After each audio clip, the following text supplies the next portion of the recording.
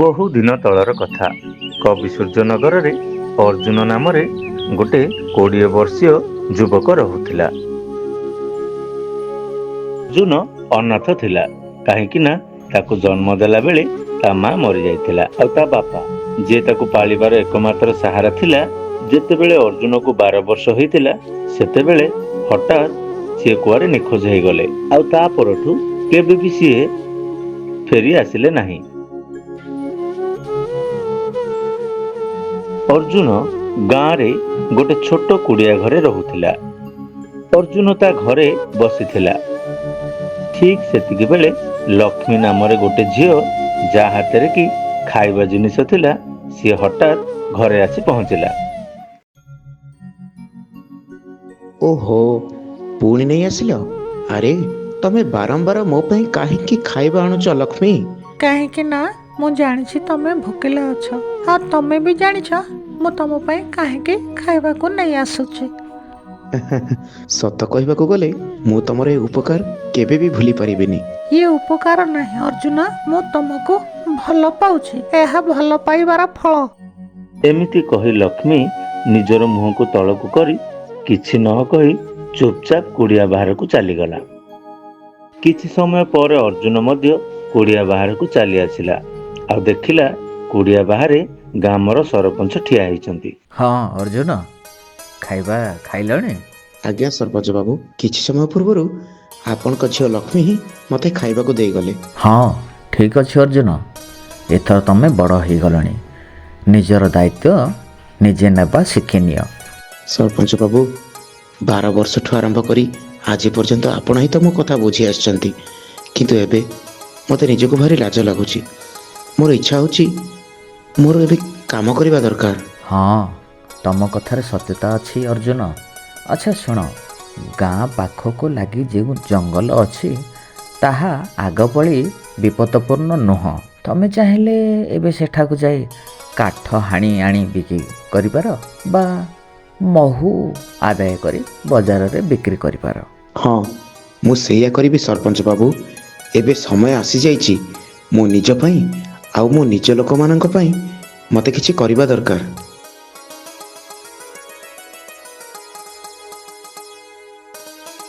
କିଛି ସମୟ ଏମିତି କଥା ହେବା ପରେ ଅର୍ଜୁନ ଜଙ୍ଗଲ ଆଡକୁ ବାହାରିଗଲା।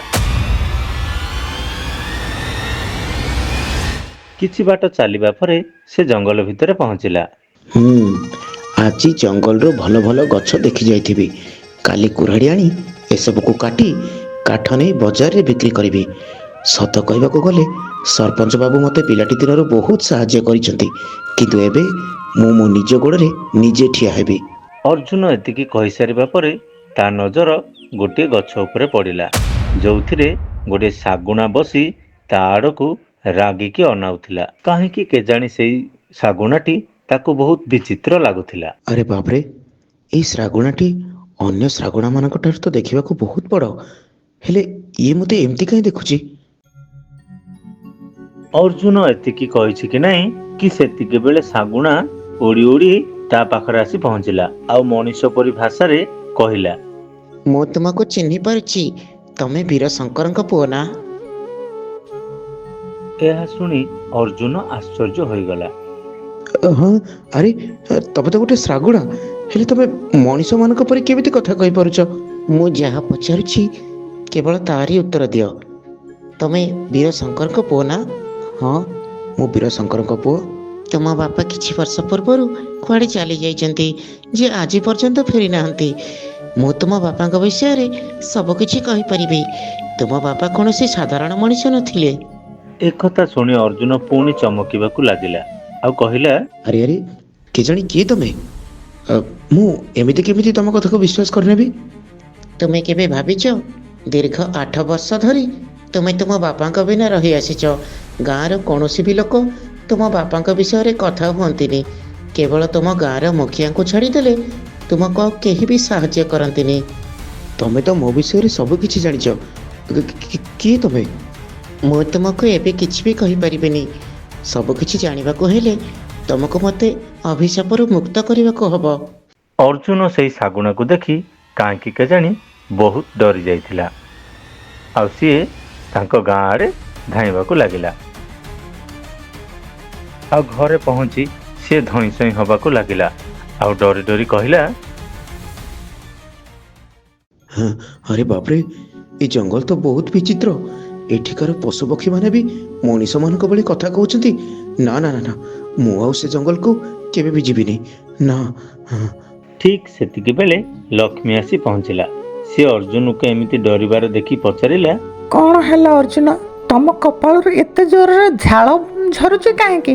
ତାହା ମଧ୍ୟ ଏଭଳି ହାଡ଼ ଭଙ୍ଗା ଶୀତରେ। ଆଉ ତମେ ଏତେ ଭୟଭୀତ ହେଲା ଭଳି ଲାଗୁଛ କାହିଁକି? ଅର୍ଜୁନ କେବେ ବି ଲକ୍ଷ୍ମୀକୁ କୌଣସି ଜିନିଷ ଲୁଚାଇ ରଖୁନଥିଲା। ତେଣୁକରି ସେ ଡରି ଡରି ତାକୁ ସବୁ କହିଲା। ଲକ୍ଷ୍ମୀ ଏସବୁ ଶୁଣି ଡରି ଡରି କହିଲା, ଆଜିଠାରୁ ତମେ ଜଙ୍ଗଲ ଭିତରକୁ ଆଉ କେବେ ହେଲେ ବି ଯିବନି। ଏମିତି କହି ଲକ୍ଷ୍ମୀ ସେଠାରୁ ଚାଲିଗଲା। ଅର୍ଜୁନ ମଧ୍ୟ ଖାଇବା ଖାଇ ଶୋଇପଡ଼ିଲା। ତା ପରଦିନ ଯେତେବେଳେ ଅର୍ଜୁନ ଶୋଇକି ସକାଳୁ ଉଠିଲା, ତା ମନର ଭୟ କୁଆଡ଼େ ଉଭେଇ ଯାଇଥିଲା। ଆଉ ସେ ନିଜକୁ କହିବାକୁ ଲାଗିଲା, ଗତକାଲି ସେ ଶ୍ରାବଣକୁ କଥା କହିବାର ଦେଖି ମୁଁ ବୋଧେ ଟିକେ ଅଧିକା ଡରିଗଲି। କିନ୍ତୁ ତା କଥାରେ ସତ୍ୟତା ଅଛି। ସେ ମୋ ବାପାଙ୍କ ବିଷୟରେ କିଛି ନା କିଛି ତ ଜାଣିଛି। ଆଉ ସେ ଠିକ୍ କହୁଥିଲା, ଗାଁର କୌଣସି ବି ଲୋକ ମୋ ବାପାଙ୍କ ବିଷୟରେ କିଛି ବି କହୁନାହାନ୍ତି। ଯେବେ ବି ମୁଁ ସରପଞ୍ଚ ବାବୁଙ୍କୁ ମୋ ବାପାଙ୍କ ବିଷୟରେ ପଚାରିଛି, ସିଏ ମୋତେ କଥା ବୁଲେଇ ବଙ୍କେଇ କୁହନ୍ତି ଯେ ମୋ ମା ମୋତେ ଜନ୍ମ ଦେଇ ଆରପାରିକୁ ଚାଲିଗଲା। ଆଉ ମୋ ବାପା 8 ବର୍ଷ ତଳୁ ଜଙ୍ଗଲକୁ ଯାଇଛନ୍ତି ଯେ ଆଜି ପର୍ଯ୍ୟନ୍ତ ଫେରି ନାହାନ୍ତି। ଅର୍ଜୁନ ବସି ଗଭୀର ଚିନ୍ତାରେ ମଗ୍ନ ହେଇଗଲା। ତାପରେ ପୁଣି ଜଙ୍ଗଲ ଆଡ଼କୁ ଚାଲିବାକୁ ଲାଗିଲା। କିଛି ସମୟ ଚାଲିବା ପରେ ଅର୍ଜୁନ ସେଇ ଜାଗାରେ ଠିଆ ହେଇଥିଲା ଯୋଉ ଜାଗାରେ ତାକୁ ସେ ଶାଗୁଣା ମିଳିଥିଲା। ଠିକ୍ ସେତିକି ବେଳେ ସେ ଶାଗୁଣାଟି ଉଡ଼ି ଉଡ଼ି ତା ପାଖକୁ ଆସିଲା। ମୁଁ ଜାଣିଥିଲି ତୁମେ ନିଶ୍ଚୟ ଆସିବ, କାରଣ ତୁମେ ତୁମ ବାପାଙ୍କ ଭଳି ବହୁତ ସାହସୀ। ଦେଖ, ତମେ ମୋତେ ଖାଲି ଏତିକି କୁହ ଯେ ତମେ ମୋ ବାପାଙ୍କ ବିଷୟରେ କ'ଣ ଜାଣିଛ? ସେ କେଉଁଠି ଅଛନ୍ତି? ସେ କ'ଣ ବଞ୍ଚିଛନ୍ତି? କାଲି ମୁଁ ତୁମକୁ କହିଥିଲି ଯେ ସେଥିପାଇଁ ତୁମକୁ ମୋତେ ଅଭିଶାପରୁ ମୁକ୍ତ କରିବାକୁ ହେବ। କିନ୍ତୁ ତମେ ଚିନ୍ତା କରନି, ମୁଁ ତୁମକୁ ସାହାଯ୍ୟ କରିବାକୁ ଚାହେଁ। ମୋତେ ତମେ ନିଜର ବନ୍ଧୁ ବୋଲି ଭାବ। ପିଲାଟି ଦିନରୁ ତମେ ଦରିଦ୍ରତାକୁ ସାମ୍ନା କରି ଆସିଛ। ଏଥିପାଇଁ ତମକୁ ବହୁତ ଲାଜ ବି ଲାଗୁଥିବ। ଏସବୁ ଶୁଣି ଅର୍ଜୁନ ମନ ଦୁଃଖରେ କହିଲା, ହଁ, ଯେତେବେଳେ ସରପଞ୍ଚ ବାବୁଙ୍କ ଝିଅ ଲକ୍ଷ୍ମୀ ମୋ ପାଇଁ ଖାଇବାକୁ ଆଣେ, ସେତେବେଳେ ମୋତେ ବହୁତ ଖରାପ ଲାଗେ। କଥା କ'ଣ କି, ସେ ମୋତେ ବହୁତ ଭଲ ପାଏ। ଏମିତିରେ ମୁଁ ବି ତ ତାକୁ ଭଲ ପାଏ। କିନ୍ତୁ ଆଜି ପର୍ଯ୍ୟନ୍ତ ମୁଁ ମୋ ନିଜ ଗୋଡ଼ରେ ଛିଡ଼ା ହେଇପାରିନି। ସେଥିପାଇଁ ମୁଁ କେଉଁ ମୁହଁରେ ହିଁ ସରପଞ୍ଚ ବାବୁଙ୍କୁ ତାଙ୍କ ଝିଅର ହାତ ମାଗିବାକୁ ଯିବି? ମୁଁ ଏ ଜଙ୍ଗଲର ସବୁ ରହସ୍ୟ ବିଷୟରେ ଜାଣିଛି। ଚାଲ ମୋ ସହିତ। ଏମିତି କହି ଶାଗୁଣା ଉଡ଼ିବାକୁ ଲାଗିଲା। ଆଉ ଶାଗୁଣା ପଛେ ପଛେ ଅର୍ଜୁନ ମଧ୍ୟ ଚାଲିଲା। କିଛି ସମୟ ପରେ ଶାଗୁଣା ଗୋଟେ ଗୁମ୍ଫା ପାଖରେ ପହଞ୍ଚିଲା। ଆଉ ତଳେ ବସି କହିଲା, ଇଏ ହେଉଛି ସେଇ ଜାଗା ଅର୍ଜୁନ। ତମକୁ ଏଇ ଜାଗାକୁ ଖୋଳିବାକୁ ପଡ଼ିବ। ସେଇ କଥା ଶୁଣି ଅର୍ଜୁନ ଜମି ଖୋଳିବାରେ ଲାଗିଲା। କିଛି ସମୟ ପରେ ତାକୁ ଗୋଟିଏ ବକ୍ସ ଦେଖାଗଲା। ଏବେ ତମକୁ ଏ ପେଢ଼ିକୁ ଖୋଲିବାକୁ ହେବ। ଯେମିତି ଅର୍ଜୁନ ପେଡ଼ିଟିକୁ ଖୋଲିଛି, ତା ଆଖି ଖୋଲି ହୋଇ ରହିଗଲା। ଆରେ ବାପରେ, ଏଥିରେ ତ ବହୁତ ହୀରା ପଡ଼ି ରହିଛି। ୟାକୁ ବିକି ମୁଁ ତ ବହୁତ ଧନବାନ ହେଇପାରିବି।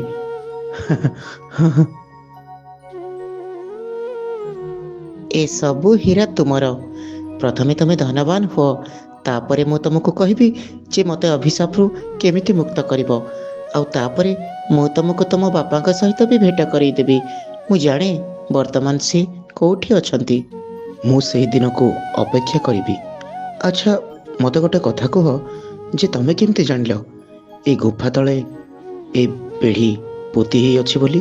ତମେ ମୋତେ ଭୁଲି ଯାଉଛ ଅର୍ଜୁନ ଯେ କିଛି ସମୟ ପୂର୍ବରୁ ମୁଁ ତମକୁ କହିଥିଲି ଏଇ ଜଙ୍ଗଲର ସବୁ ରହସ୍ୟ ବିଷୟରେ ମୋତେ ଜଣାଅଛି ବୋଲି। କିନ୍ତୁ ଆଉ ଗୋଟେ କଥା, ମୁଁ ତ ମୋ ଜୀବନରେ କୌଣସି କାମଧାମ କରିନାହିଁ। ହଠାତ୍ ଏଇ ହୀରା ସବୁକୁ ନେବି ଆଉ ରାତାରାତି ଧନବାନ ବନିଯିବି, ତାହେଲେ ତ ଲୋକମାନେ ମୋତେ ନାନା ପ୍ରକାର ପ୍ରଶ୍ନ କରିବେ ନା। ତାର ବି ଗୋଟେ ଉପାୟ ଅଛି। ତମେ ସରପଞ୍ଚ ବାବୁଙ୍କୁ ଯାଇ କହିବ କିଛି ଦିନ ପାଇଁ ତମେ ରାଜ୍ୟ ବାହାରକୁ ବ୍ୟବସାୟ କରିବା ପାଇଁ ଯାଉଛ, ଆଉ କିଛି ଦିନ ପରେ ଯେତେବେଳେ ତମେ ହୀରାକୁ ବିକି ଧନୀ ହେଇ ଫେରିବ, ଲୋକମାନେ ଭାବିବେ ତମକୁ ବ୍ୟବସାୟରେ ବହୁତ ଲାଭ ହେଇଛି। ହଁ, ଠିକ୍ ଅଛି, ମୁଁ ତାହା ହିଁ କରିବି। ହେଲେ ଗୋଟେ କଥା କୁହ, ତମେ ଯେତେବେଳେ ଧନୀ ହେବ ତାପରେ ମୋତେ ଭୁଲିଯିବନି ତ? ଜମା ବି ନୁହେଁ।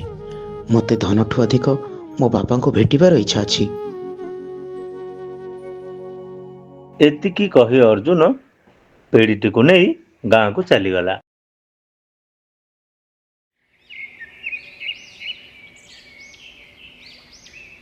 ତା ପରଦିନ ସିଏ ସରପଞ୍ଚ ପାଖକୁ ଯାଇ କହିଲା, ସରପଞ୍ଚ ବାବୁ, ମୁଁ କ'ଣ କହୁଥିଲି କି, ମୁଁ କିଛି ଦିନ ପାଇଁ ରାଜ୍ୟ ବାହାରକୁ ଯାଇ ବ୍ୟବସାୟ କରିବି। ଦେଖ ଅର୍ଜୁନ, ତମେ ଆଜି ଯାଏଁ କେବେ ବି ପଡ଼ୋଶୀ ରାଜ୍ୟକୁ ଯାଇନ। ତା ଛଡ଼ା ବେପାର କରିବାକୁ ହେଲେ ଧନର ଯେତିକି ଆବଶ୍ୟକ, ଜ୍ଞାନର ବି ସେତିକି ଆବଶ୍ୟକ। ତମେ ଏସବୁ କରିବ କେମିତି? ମୁଁ ବାହାରକୁ ଯାଇ କାମ କରିବି, ପରିଶ୍ରମ କରିବି। ମୋତେ ଯାହା ବି କରିବାକୁ ପଡ଼ୁ ପଛେ ମୁଁ ତାହା କରିବି, କିନ୍ତୁ ବଡ଼ଲୋକ ହେବା ପରେ ଯାଇ ମୁଁ ଏ ଗାଁକୁ ଫେରିବି। ଏହା ଶୁଣି ସରପଞ୍ଚ ବହୁତ ଦ୍ୱନ୍ଦ୍ୱରେ ପଡ଼ିଲେ। କିଛି ସମୟ ଭାବି ହସିକିରି କହିଲେ, ଯଦି ତମର ଲକ୍ଷ୍ୟ ଏମିତି ଏକ ହୋଇ ରହିବ, ତାହେଲେ ତମେ ଯେକୌଣସି କାମ କଲେ ବି ତମ ଲକ୍ଷ୍ୟସ୍ଥଳରେ ପହଞ୍ଚି ପାରିବ। ଠିକ୍ ଅଛି, ଯାଅ, ମୋର ଆଶୀର୍ବାଦ ତମ ଉପରେ ସଦା ସର୍ବଦା ରହିବ। ଅର୍ଜୁନ ପେଡ଼ିରେ ଥିବା ସାମାନ ଗୁଡ଼ିକୁ ଗୋଟିଏ ଝୁଲାରେ ପୁରେଇଲା ଆଉ ବଜାର ଅଭିମୁଖେ ବାହାରିଲା। ରାସ୍ତାରେ ଯିବା ସମୟରେ ଲକ୍ଷ୍ମୀ ସହିତ ତାର ଭେଟ ହେଲା। ପଡ଼ୋଶୀ ରାଜ୍ୟକୁ ଯାଇ ମୋତେ ଭୁଲିଯିବନି ତ? ପ୍ରଥମ ଥର ପାଇଁ ଅର୍ଜୁନ ମନରେ ସାହସ ବାନ୍ଧି ତା ପ୍ରଶ୍ନର ଉତ୍ତର ଦେଲା। ଲକ୍ଷ୍ମୀ, ମୁଁ ଜାଣେ ତମେ ମୋତେ ଭଲ ପାଅ, ଆଉ ମୁଁ ବି ତମକୁ ବହୁତ ଭଲ ପାଏ, କିନ୍ତୁ କହିବା ପାଇଁ କେବେ ସାହସ ପାଇନି। ସତ କହିବାକୁ ଗଲେ ମୁଁ ରାଜ୍ୟ ବାହାରକୁ କେବଳ ତମରି ପାଇଁ ଯାଉଛି। ସେଠୁ ଫେରିଲେ ସମ୍ମାନର ସହିତ ତମ ବାପାଙ୍କୁ ତମ ହାତ ମାଗିପାରିବି। ମୁଁ ଈଶ୍ୱରଙ୍କ ଠାରେ ପ୍ରାର୍ଥନା କରିବି କି ତମେ ତମ ଲକ୍ଷ୍ୟରେ ଉତ୍ତୀର୍ଣ୍ଣ ହୁଅ। ଅର୍ଜୁନ ହସି ହସି ସେଠାରୁ ରାଜ୍ୟ ବାହାରକୁ ଚାଲିଗଲା। ରାଜ୍ୟ ବାହାରକୁ ଯାଇ ସିଏ ଗୋଟେ ବସ୍ ଷ୍ଟପ୍ ପାଖରେ ଅପେକ୍ଷା କଲା, ଆଉ ଝୁଲାରୁ କେତୋଟି ହୀରା ବାହାର କରି ସିଏ ସୁନାରୀ ପାଖକୁ ବାହାରିଲା। ଇରେ ବାପା ରେ, ଏଟା ତ ସବୁ ବହୁତ ବଢିଆ ବଢିଆ ହୀରା ଆଣିଛୁ। କୋଉଠୁ ତତେ ମିଳିଲା କି ରେ? ଏସବୁ ହୀରା ମୋ ବାପାଙ୍କର। ମୋ ବାପା ଜଣେ ବହୁତ ବଡ଼ ହୀରା ବ୍ୟବସାୟୀ ଥିଲେ। ବୁଝିଲୁ ଅର୍ଜୁନ, ଆରେ ଯିଏ ପାଗଳ ହେଇଥିବ ତୋ ହୀରା କିଣିବନି। ମୁଁ ତ ଆକୁ 2 ଗୁଣ କିମତ ଦେଇକି କିଣିବି। ହଁ, ସୁନାରୀ ତାକୁ ତା ମନ ମୁତାବକ ପଇସା ଦେଲା। ଅର୍ଜୁନ କିଛି ଦିନ ବାହାରେ ରହି ସବୁଗୁଡ଼ିକ ହୀରା ସୁନା ବିକିଦେଲା, ଆଉ ତାପରେ ନିଜ ଗାଁକୁ ଲେଉଟିଲା, ତାହା ପୁଣି ଧନୀ ହେଇକି। ଅର୍ଜୁନକୁ ଏମିତି ଦେଖି ସରପଞ୍ଚ ଆଉ ତା ଝିଅ ବହୁତ ଖୁସି ହେଲେ।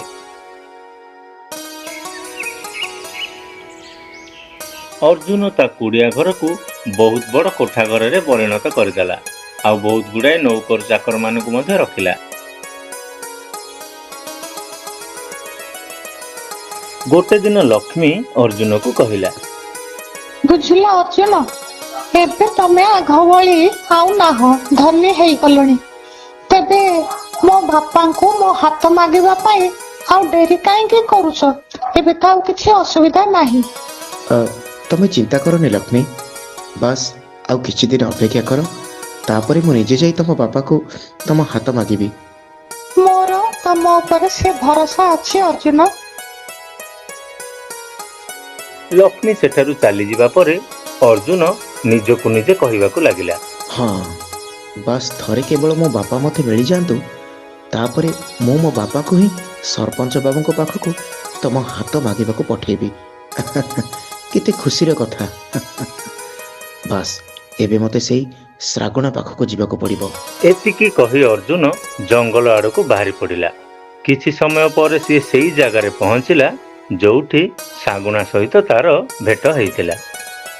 ଠିକ୍ ସେତିକି ବେଳେ ଜଣେ ସାଧୁ ବାବା ସେଇଆଡ଼େ ଆସିଲେ ଆଉ ଯାଇ ଗୋଟେ ଗଛ ମୂଳରେ ବସି ତପସ୍ୟା କଲେ।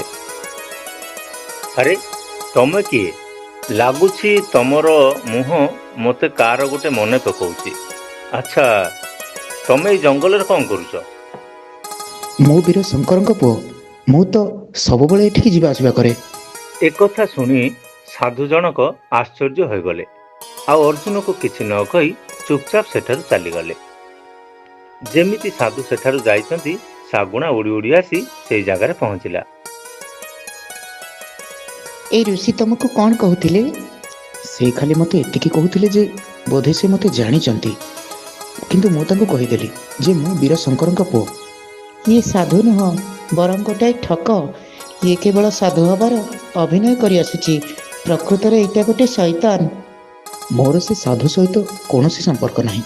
ମୋର କେବଳ ତୁମ ସହିତ ଆଉ ମୋ ବାପାଙ୍କ ସହିତ ସମ୍ପର୍କ। ଏବେ କୁହ, ମୁଁ ତୁମକୁ ଅଭିଶାପରୁ କେମିତି ମୁକ୍ତ କରିବି? ମୋ ସହିତ ଚାଲ। ଶାଗୁଣା ଉଡ଼ି ଉଡ଼ି ସେଇ ଗୁମ୍ଫାକୁ ନେଇଗଲା ଯୋଉ ଗୁମ୍ଫା ତଳୁ ଅର୍ଜୁନକୁ ବହୁତ ସାରା ସୁନା ଗହଣା ମିଳିଥିଲା। ଗୁମ୍ଫା ଭିତରେ ଗୋଟେ ବହୁତ ବଡ଼ ହୀରାଟିଏ ଥିଲା ଆଉ ଯାହା ରଙ୍ଗ ବିରଙ୍ଗ କିରଣରେ ଚମକୁଥିଲା। କାଲି ହେଉଛି ପୂର୍ଣ୍ଣମୀ ରାତି। କାଲି ଅର୍ଦ୍ଧରାତ୍ରିରେ ତୁମେ ଏଠିକି ଆସି ଆଖି ବନ୍ଦ କରି ଏହି ପଥରକୁ ଭାଙ୍ଗିଦେବ। ଏହି ପଥର ଭାଙ୍ଗିବା କ୍ଷଣି ମୁଁ ଅଭିଶାପରୁ ମୁକ୍ତି ପାଇଯିବି ଆଉ ତାପରେ ମୁଁ ତୁମକୁ କହିଦେବି ଯେ ତମ ବାପା କେଉଁଠି ଅଛନ୍ତି। କ'ଣ ମୁଁ ଏହି ପଥରକୁ ଏବେ ଭାଙ୍ଗି ପାରିବି? ନା ନା, କାଲି ପୂର୍ଣ୍ଣମୀ ରାତିରେ ହିଁ ଏହି ପଥରକୁ ଭାଙ୍ଗିବା ଦରକାର। ଏମିତି କହି ଶାଗୁଣା ରଙ୍ଗ ବିରଙ୍ଗ କିରଣ ସହିତ ସେଠାରୁ ଅନ୍ତର୍ଦ୍ଧାନ ହୋଇଗଲା। ଅର୍ଜୁନ ମଧ୍ୟ ସେଠାରୁ ଚୁପଚାପ ବାହାରକୁ ପଳେଇ ଆସିଲା। ଅର୍ଜୁନ ସେଠାରୁ ଆସି ତା ଘରେ ପହଞ୍ଚିଲା ଆଉ ସେଇ ସାଧୁ ମଧ୍ୟ ତା ପଛରେ ପଛରେ ଆସି ତା ଘର ପାଖରେ ପହଞ୍ଚିଲା। ମୁଁ ମୋ ନିଜ ଆଖିରେ ଦେଖିଛି ତମେ ସେଇ ଶାଗୁଣା ସହିତ କଥା ହଉଥିଲ। ହଁ ହଁ, କିନ୍ତୁ ଆପଣ ଏ ବିଷୟରେ କାହିଁକି ପଚାରୁଛନ୍ତି? ଦେଖ, ତମେ ସେଇ ଶାଗୁଣାକୁ ଜାଣିନ। ସେ କୌଣସି ସାଧାରଣ ଶାଗୁଣା ନୁହେଁ। ମୁଁ ସବୁ ଜାଣିଛି। ଆଜି ମୁଁ ଯାହା ବି କିଛି ହେଇଛି କେବଳ ସେଇ ଶାଗୁଣା ପାଇଁ। ସେଇ ଶାଗୁଣାଟି ମୋ ବାପାଙ୍କ ବିଷୟରେ ଜାଣିଛି ଆଉ ମୁଁ ଯେମିତି ବି ହଉ ମୋ ବାପାଙ୍କୁ ଭେଟିବାକୁ ଚାହେଁ। ତମ ବାପା ଆଉ ଏ ଦୁନିଆରେ ନାହାନ୍ତି ଆଉ ସେଇ ଶାଗୁଣା ତମକୁ ଫସେଇ ତମ ଦେଇ ଶ୍ରାପ ମୁକ୍ତ ହବା ପାଇଁ ଚାହୁଁଛି। ଏହା ଶୁଣି ଅର୍ଜୁନ ରାଗରେ ଗର୍ଜି ଉଠିଲା। ଦେଖନ୍ତୁ ସାଧୁ ମହାରାଜ, ମୁଁ ସାଧୁମାନଙ୍କର ସମ୍ମାନ କରେ, କିନ୍ତୁ ଆପଣଙ୍କ ଭଳି ପାଖଣ୍ଡୀମାନଙ୍କର ନୁହେଁ। ୟା ପରେ ମୁଁ ଆଉ ଗୋଟେ ଶବ୍ଦ ବି ଶୁଣିବାକୁ ଚାହୁଁନି। ଆପଣ ଚୁପଚାପ ଏଠୁ ଚାଲି ଯାଆନ୍ତୁ। ଯାଆନ୍ତୁ ଏଠୁ।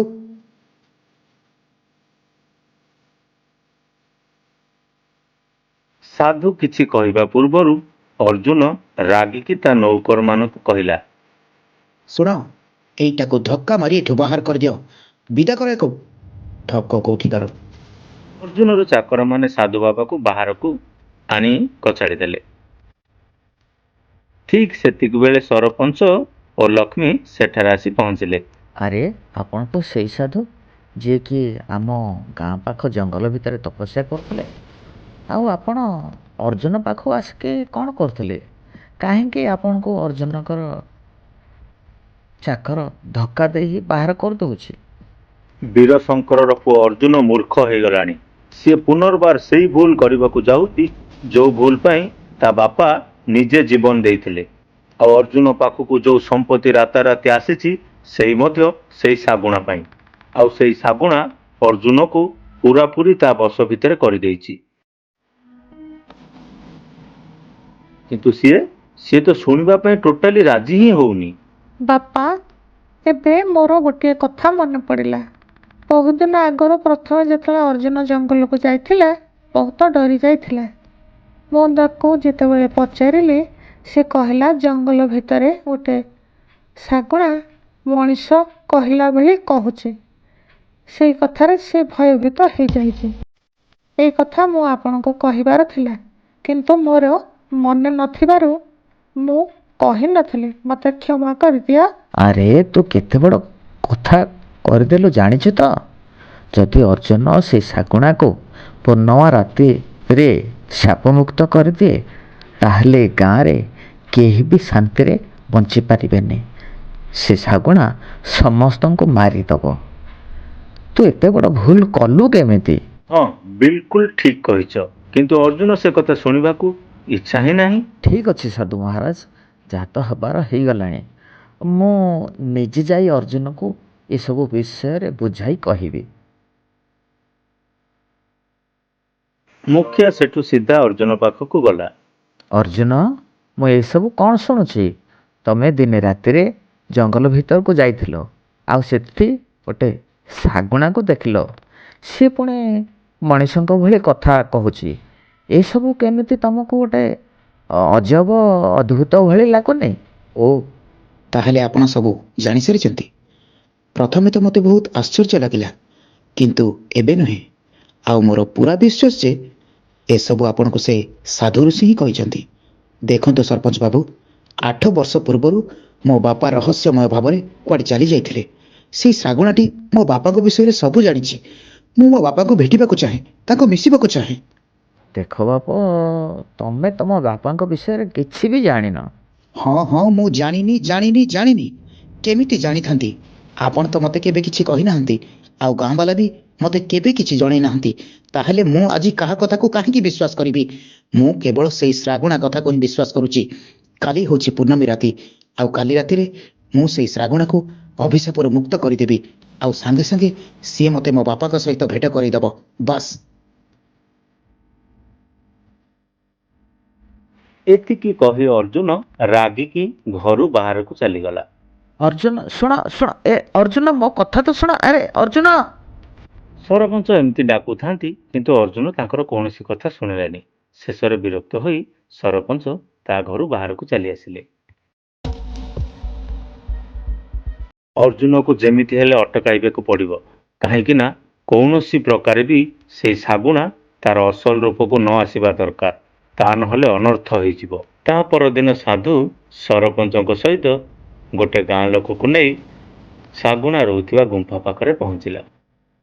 ମୁଁ ଜାଣିଛି ଅର୍ଜୁନ ଏଠିକି ଆଜି ନିହାତି ଆସିବ, କାହିଁକି ନା ଗତକାଲି ଶାଗୁଣା ଓ ଅର୍ଜୁନର କଥାକୁ ମୁଁ ଏଠି ଠିକ୍ ଶୁଣିଛି।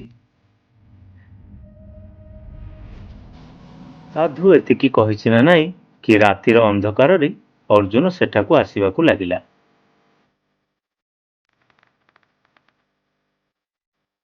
ଠିକ୍ ସେଇ ସମୟରେ ଶାଗୁଣା ମଧ୍ୟ ସେଠାରେ ଆସି ପହଞ୍ଚିଲା, ଆଉ ଅର୍ଜୁନକୁ କହିଲା, ଏଠାରେ ସେଇ ସାଧୁ ଋଷି ସରପଞ୍ଚ ବାବୁ ଅଛନ୍ତି।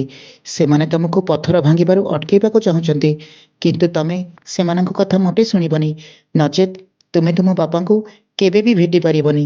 ନା ନା, ମୁଁ ସେମାନଙ୍କ କଥା ମୋଟେ ବି ଶୁଣିବିନି। ତାହେଲେ ଯାଅ, ଗୁମ୍ଫା ଭିତରୁ ସେ ପଥରଟିକୁ ଉଠେଇ ଆଣ। ଅର୍ଜୁନ ଦୌଡ଼ି ଯାଇ ଗୁମ୍ଫା ଭିତରୁ ସେ ହୀରାଟିକୁ ନେଇ ଆସିଲା।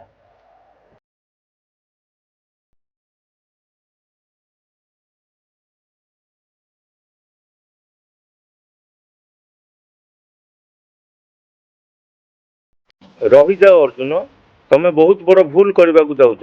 ମୋ କଥା ଟିକେ ଶୁଣ। ନା, ମୋତେ ମୋ ବାପାଙ୍କ ସହିତ ଯେମିତି ବି ହଉ ଭେଟିବାକୁ ହବ। ଅର୍ଜୁନ, ତମେ କଥାକୁ ଜମାରୁ ବୁଝୁନ କାହିଁକି? କାହିଁକି ତମକୁ ତମ ବାପାଙ୍କ ବିଷୟରେ ମୁଁ ହଉ ବା କେହି ଏ ଗାଁର ଭଦ୍ରଭକ୍ତି କାହିଁକି କହିନଥିଲେ ଜାଣିଛ? ନା, ସେ ଜଣେ ବହୁତ ବଡ଼ ତାନ୍ତ୍ରିକ ଥିଲେ ଏବଂ ଲୋଭୀ ଥିଲେ। ତାଙ୍କର ଅନେକ ଅଲୌକିକ ଶକ୍ତି ଥିଲା। ସେ ନିଜେ ଚାହୁଁଥିଲେ ତାଙ୍କର ସେଇ ଅଲୌକିକ ଶକ୍ତି ଦ୍ୱାରା ଏ ସମଗ୍ର ସଂସାରକୁ ନିଜ ହାତ ମୁଠାରେ ରଖିବା ପାଇଁ। ଦିନେ ଗୋଟିଏ ସୁନ୍ଦରୀ ସ୍ତ୍ରୀ ତାଙ୍କ ପାଖକୁ ଆସିଲା, ଆଉ ସେ କହିଲା ଏଇ ଜଙ୍ଗଲର ରକ୍ଷକ ସେ ନିଜେ, ଏବଂ ସେ ତାଙ୍କୁ ବିବାହ କରିବା ପାଇଁ କହୁଥିଲା, କାରଣ ସିଏ ତାଙ୍କୁ ବିବାହ କଲା ପରେ ସମସ୍ତ ଅଲୌକିକ ଶକ୍ତିର ଅଧିକାରୀ ତମ ବାପା ହୋଇପାରିବେ ବୋଲି, ଏବଂ ତମ ବାପା ତାରି କଥାରେ ରାଜି ହେଇଗଲେ। ସେଇ ସୁନ୍ଦରୀର ସ୍ତ୍ରୀର କଥାରେ ପଡ଼ି ତମ ବାପା ତାଙ୍କୁ ବିବାହ କରିସାରିଲେ ଏବଂ ପରେ ଜାଣିଲେ ସିଏ କୌଣସି ସୁନ୍ଦରୀ ସ୍ତ୍ରୀ ନୁହଁ, ଏକ ଶକ୍ତିଶାଳୀ ତାନ୍ତ୍ରିକ ଡାହାଣୀ ଥିଲା। ଏବଂ ଏହା ଜାଣିଲା ପରେ ତମ ବାପାଙ୍କର ମନ ଭିତରେ ବହୁତ ଦୁଃଖ ହେଲା, ଆଉ ତାଙ୍କର ଆତ୍ମଜ୍ଞାନ ବି ପ୍ରକାଶ ହେଲା। ଯାହାଫଳରେ ତାପରେ ସେଇ ତାନ୍ତ୍ରିକ ଡାହାଣୀ ତମ ବାପାଙ୍କର ସମସ୍ତ ଅଲୌକିକ ଶକ୍ତିକି ନେଇ ଏ ଗାଁର ଅନେକ କ୍ଷତି କରିବାକୁ ଚାହିଁଲା।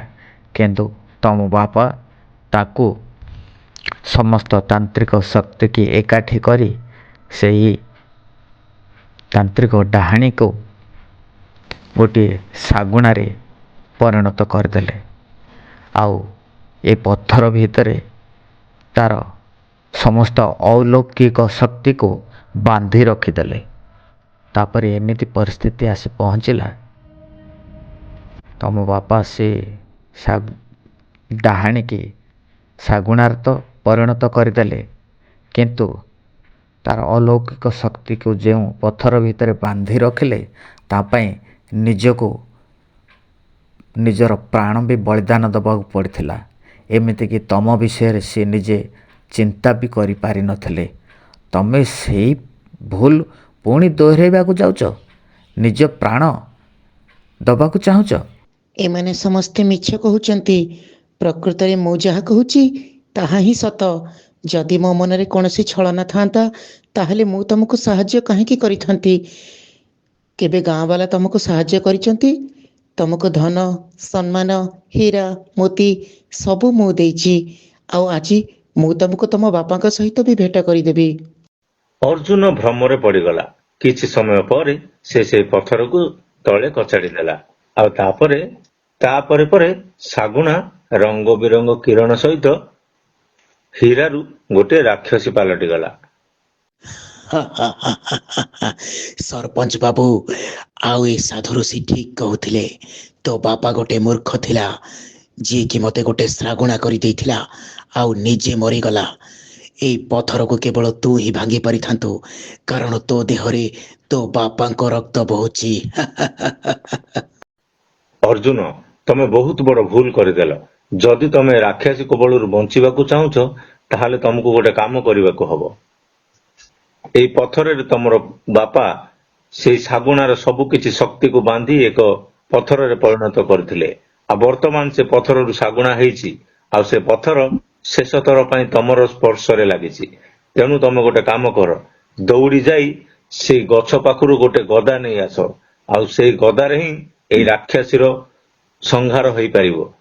ଯାଅ, ତମେ ଆଉ ଡେରି କଲେ ସାରା ସଂସାର ପାଇଁ ବିପଦ ମାଡ଼ି ଆସିବ। ତାପରେ ଅର୍ଜୁନ ଦୌଡ଼ି ଯାଇ ଗଛ ପାଖରେ ଥିବା ଗଦାକୁ ନେଇ ଆସିଲା। ଆଉ ସେଇ ଗଦାକୁ ରାକ୍ଷସ ଉପରକୁ ପ୍ରହାର କରିଲା। ଆଉ ତାପରେ ରାକ୍ଷସୀ ସେ ଗଦାର ଶକ୍ତି ଦ୍ୱାରା ତଳେ ପଡ଼ି ମୃତ୍ୟୁବରଣ କଲା। ଆଉ ସମସ୍ତେ ଖୁସି ମନରେ ଘରକୁ ଗଲେ।